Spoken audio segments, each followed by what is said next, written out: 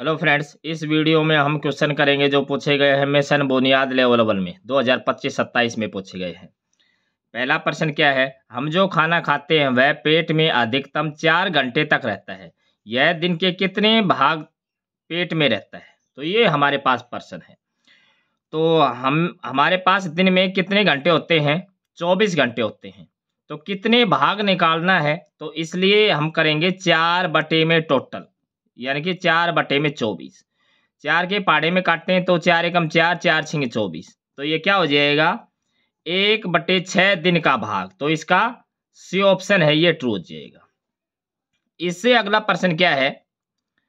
एक किसान ने एक खेत में 63 पौधों वाली पंक्तियों में 1890 टमाटर के पौधे लगाए। एक निश्चित प्रकार के कीड़े ने प्रत्येक पंक्ति में 18 पौधों को नष्ट कर दिया। पूरे खेत में कीड़ों ने कितने पौधों को नष्ट किया? ये हमारे पास प्रश्न है। तो एक पंक्ति में कितने पौधे हैं? 63 पौधे हैं और कुल कितने पौधे लगाए हैं? 1890। तो पंक्तियों की संख्या अगर हम निकाल लें तो पंक्तियों की संख्या क्या आएगी? 1890 को पौधों की संख्या से भाग कर देंगे तो 1890 को हम भाग कर दें 63 से, तो ये 21 के पहाड़े में है। 21 थी 63 और 21 निम्मे 189, 90 और 3 से काटेंगे तो कितना हो जाएगा? 30। तो पंक्तियों की संख्या कितनी हो जाएगी? 30 हो जाएगी। अब करना क्या है कि कीड़े ने प्रत्येक पंक्ति में 18 पौधों को नष्ट कर दिया। तो पूरे खेत में कितने पौधों को नष्ट कर दिया? तो 30 पंक्तियां हैं, एक पंक्ति में 18 हैं, तो 18 की और 30 की गुणा कर देंगे तो 18 × 3 = 54, 540। तो इसका बी ऑप्शन है, ये ट्रू हो जाएगा। अगला प्रश्न हम देखें।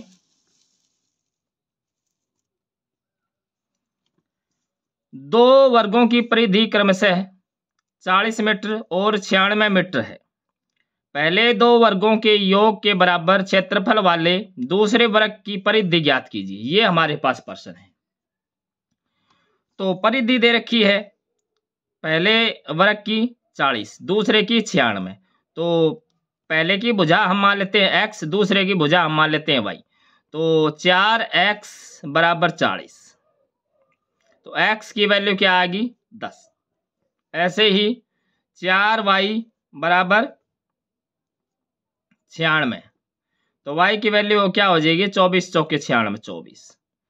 अब पहले दो वर्गों के योग के बराबर क्षेत्रफल, मतलब हमने इनका क्षेत्रफल निकाल लेना है। तो इस पहले वर्ग का तो की भुजा क्या है? x। तो क्षेत्रफल क्या होता है?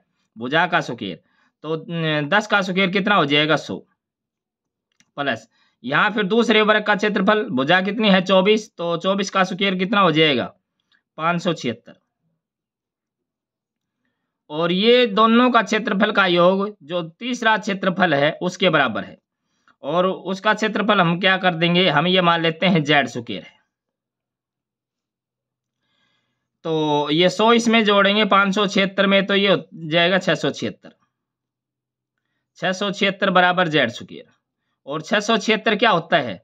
26 का वर्ग होता है। 26 का वर्ग होता है ये कितना? 676। तो z की क्या वैल्यू आ गई? z की वैल्यू आ गई कितनी? 26। हमने क्या निकालना है? परिधि निकालनी है। तो 26 की हम क्या कर देंगे? 4 से गुणा कर देंगे। तो 26 की और 4 की गुणा करें तो क्या हो जाएगा? 4 × 6 = 24, 2 4 दूनी 8 और 2 10, 104। तो इसका ए ऑप्शन है, ये ट्रू हो जाएगा। अगला हम प्रश्न देखें। राधा ने अपने दोस्तों से 12,000 रुपये उधार लिए, जिसमें से 4,000 18% और शेष 15% वार्षिक ब्याज दर पर उधार लिए गए। 3 वर्ष के बाद कुल ब्याज कितना होगा? ये हमारे पास प्रश्न है। तो सीधा ब्याज निकालना है तो साधारण ब्याज का फॉर्मूला लगा देते हैं। तो कितने रुपए उधार लिए हैं? 12,000। 4,000 पे कितना ब्याज की दर है? 18%। तो 4,000 गुणा में 18 और कितने समय के लिए हैं, 3 वर्ष के लिए, और बटे में 100, और फिर प्लस 12,000 टोटल थे, 4 यहाँ और तो बचे 8। 8,000 की दर कितनी है, 15%, और समय कितना है, 3 वर्ष, और बटे में 100। तो ये कैलकुलेशन करनी है।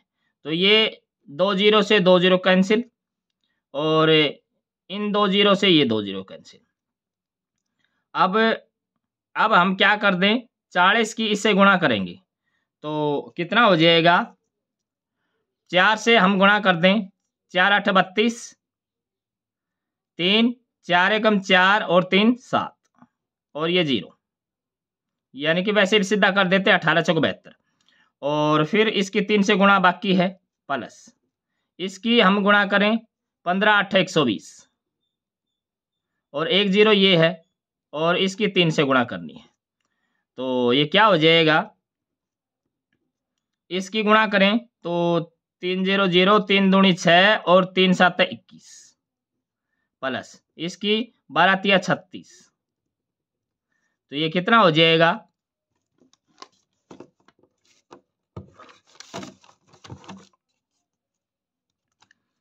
इसको जोड़ लेते हैं, 0 और ये 6 और ये 6 और एक 7, और ये कितने, 3 और 2 5, कितना आया, 57 60।